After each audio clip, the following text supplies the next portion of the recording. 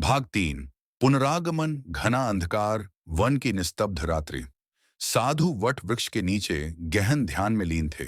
परंतु उस रात आकाश में कुछ विचित्र परिवर्तन हुआ। नक्षत्र कांप उठे और वातावरण में एक जानी पहचानी परछाई उतर आई। यक्षिनी, वही जिसने पहले साधु से हार मानी थी, पर इस बार वो बदली हुई थी। उसके नेत्रों में अब प्रतिशोध नहीं, एक विचित्र चमक थी, जैसे कोई गूढ़ रहस्य उसके भीतर छिपा हो। यक्षिनी धीमे स्वर में, हे तपस्वी, मैं फिर आई हूं, पर इस बार लड़ने नहीं, कुछ जानने। साधु नेत्र खोले। तू अब भी मोहजाल से बंधी है देवी, मैं तेरे छल को पहचानता हूं। यक्षिनी, नहीं साधु, तेरी तपस्या ने मेरे अंतःकरण में ज्वाला जगा दी थी।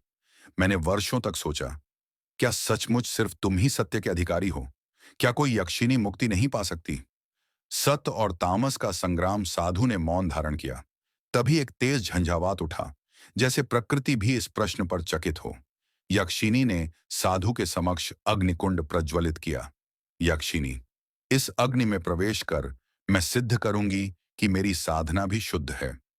साधु ने उसकी परीक्षा को स्वीकार किया, लेकिन शर्त रखी। साधु, यदि तू छल कर रही है तो यह अग्नि तुझे भस्म कर देगी। यदि सत्य है तो अग्नि तुझे रूपांतरित करेगी। रूपांतरण। यक्षिनी ने आंखें मूंदी और अग्नि में प्रविष्ट हो गई। आग भड़की, आकाश से बिजली गिरी, वन में पशु कांप उठे। पर जब अग्नि शांत हुई तो वहां खड़ी थी एक नई देवी रूपा यक्षिनी, तेज से दमकती, मोह से मुक्त। साधु, अब तू साधना की अधिकारिणी है, न कि तामस की दासी। यक्षिनी ने साधु को प्रणाम किया।